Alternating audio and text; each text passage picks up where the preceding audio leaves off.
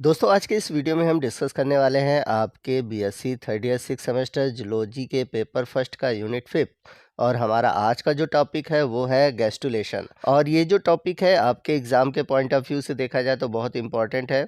इस टॉपिक से रिलेटेड आपके एग्ज़ाम में शॉर्ट क्वेश्चन और लॉन्ग क्वेश्चन दोनों ही पूछे जा सकते हैं। तो वीडियो आज का बहुत ही इंपॉर्टेंट है, वीडियो को ध्यान से देखिएगा, पूरा देखिएगा, वीडियो को कहीं स्किप मत कीजिएगा। तो एक तरह से आपको बता दें कि गैस्टुलेशन एक ऐसा प्रोसेस है जो कि एनिमल को एनिमल बनाता है।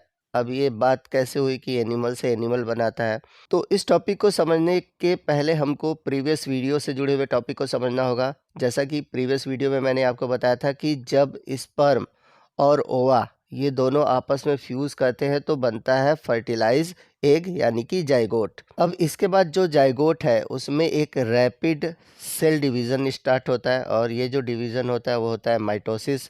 तो इस डिवीज़न के फलस्वरूप 2 cell stage, 4 cell stage, 8 cell stage और 8 सेल स्ट्रक्चर के बाद बनता है 16 सेल स्ट्रक्चर जिसे हम बोलते हैं मॉरूला। और मॉरूला के बाद बनता है ब्लास्टुला और ब्लास्टुला के बाद ही गैस्टुलेशन हमको देखने को मिलती है।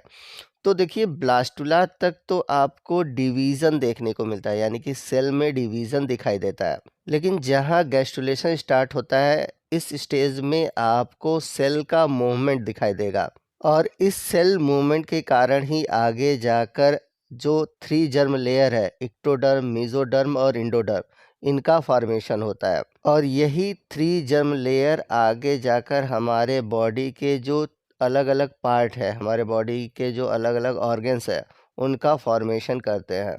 तो गैस्टुलेशन में जो सेल मूवमेंट होते हैं वो डिफरेंट टाइप के होते हैं। तो देखिए यहाँ पे लिखा है during gastrulation the cell of blastula are given new position and new neighbours and the multilayer body plane of organism stabilised. यानी कि ब्लास्टुला स्टेज के बाद जो सेल होती है एक नई पोजीशन ले लेते हैं, नई सेल उनके नेबर होते हैं और जो मल्टी लेयर बॉडी है, तो मल्टी लेयर बॉडी का मतलब है वही 3 जर्म लेयर इक्टोडर्म, मेसोडर्म और इंडोडर्म। अब यही जो तीनों जर्म लेयर है ये क्या हो जाती है, स्टेबलाइज्ड हो जाती है। The cell that will form the endodermal and mesodermal organs are brought to the inside the embryo। देखिए जो इंडोडर्मल लेयर है और जो मेसोडर्मल लेयर है ये बॉडी के अंदर जितने भी ऑर्गन्स है उनका फॉर्मेशन करती है। while the cell that will form the skin and nervous system are spread over the outside the surface that is 3 germ layer।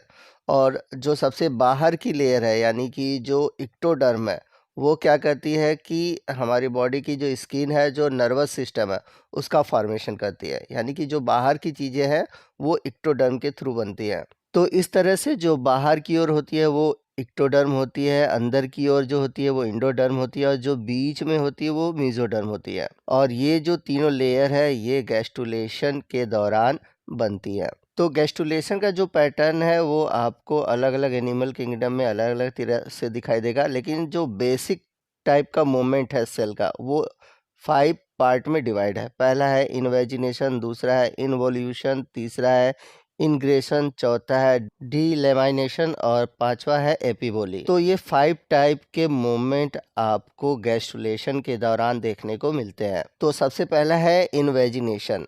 तो इसमें होता क्या है, infolding of the seat into embryo. तो इसमें होता क्या है कि जो बाहरी लेयर है एपिथेलियम वो इनफोल्ड होकर अंदर की ओर चली जाती है। तो इसी को हम बोलते हैं इनफोल्डिंग। ये हमें देखने को मिल सकता है सी आर्चिन के इंडोडर्म में। कहने का मतलब ये है कि इस तरह का जो सेल मूवमेंट है आपको सी आर्चिन के इंडोडर्म्स में देखने को मिलता है।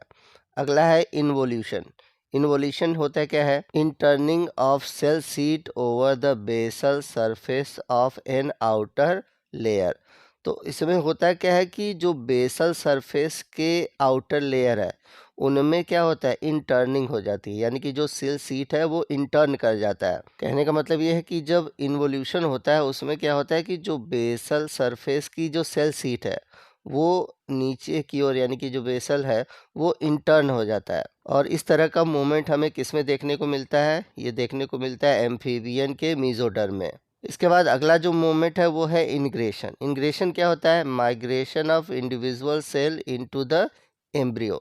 अब देखिए इनग्रेशन, इनग्रेशन से के साउंड से आप याद कर सकते हैं माइग्रेशन। तो इनग्रेशन, माइग्रेशन, ठीक है। तो इनग्रेशन में होता है क्या है कि जो इंडिविजुअल सेल होते हैं वो माइग्रेट करते हैं, यानी कि जगह को छोड़कर जाते हैं किधर? एम्ब्रियो के ऊपर की ओर, यानी कि एम्ब्रियो की ओर जाते हैं। तो इस तरह का जो मूवमेंट है ये सी अर्चिन के मीजोडर्म में और ड्रोसोफिलो के न्यूरोब्लास्ट में देखने को मिलता है। अगला जो मूवमेंट है वो है डीलेमाइनेशन। अब डीलेमाइनेशन क्या होता है? स्प्लिटिंग और migration of one seat into two seat, यानी कि इसमें क्या होता है कि जो वन सीट होते हैं वो कन्वर्ट हो जाते हैं, ब्रेक कर जाते हैं दो सीट में। तो इस तरह का जो मूवमेंट है आपको मैमेलियन और बर्ड के हाइपोब्लास्ट फॉर्मेशन में देखने को मिलता है। अगला है एपीबोली। एपीबोली में क्या होता है?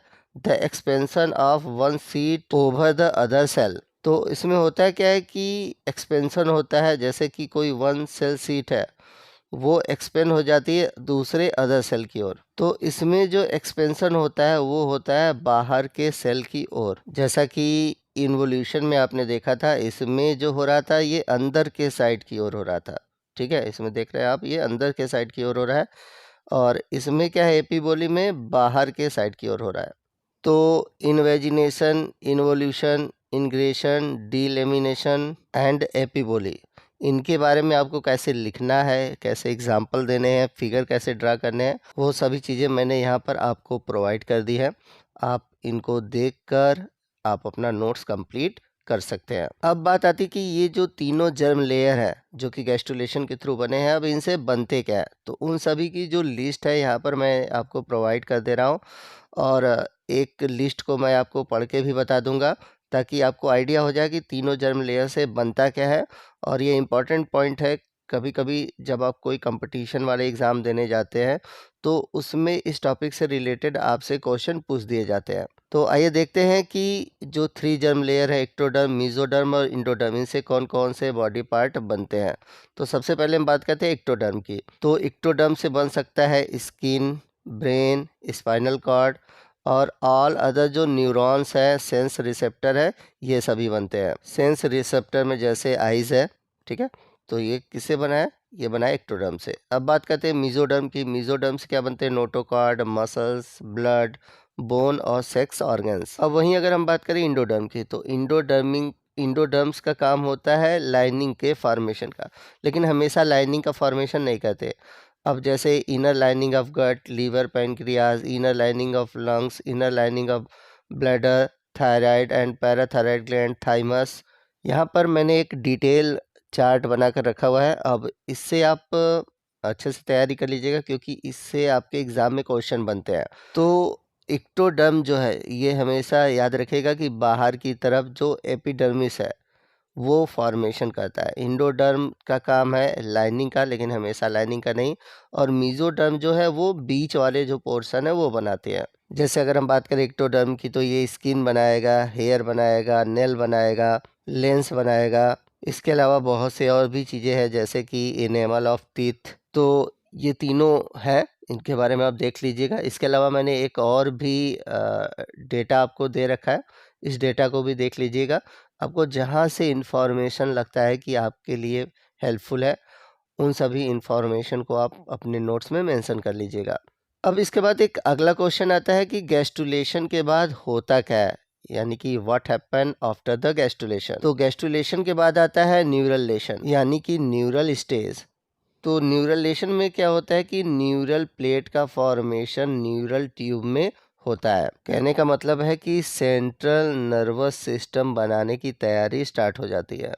तो न्यूरलेशन को अगर डिफाइन किया जाए तो कुछ इस तरह से डिफाइन किया जा सकता है: folding process in vertebrate embryo which involve transformation of neural plate into neural tube. तो इससे हम कह सकते हैं कि जो नोटोकॉर्ड होता है वो न्यूरल ट्यूब का फॉर्मेशन करने लगता है। तो इस तरह से गैस्ट्रुलेशन के बाद न्यूरल लेशन आता है।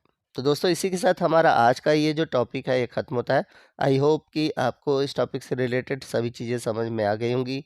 वीडियो अच्छा लगा होगा तो प्लीज़ वीडियो को लाइक करिएगा, अपने दोस्तों में शेयर कीजिएगा, और कोई भी डाउट है आप हमसे कमेंट करके पूछ सकते हैं। तो मिलते हैं अगले वीडियो में अगले टॉपिक के साथ, तब तक के लिए जय हिंद, जय भारत।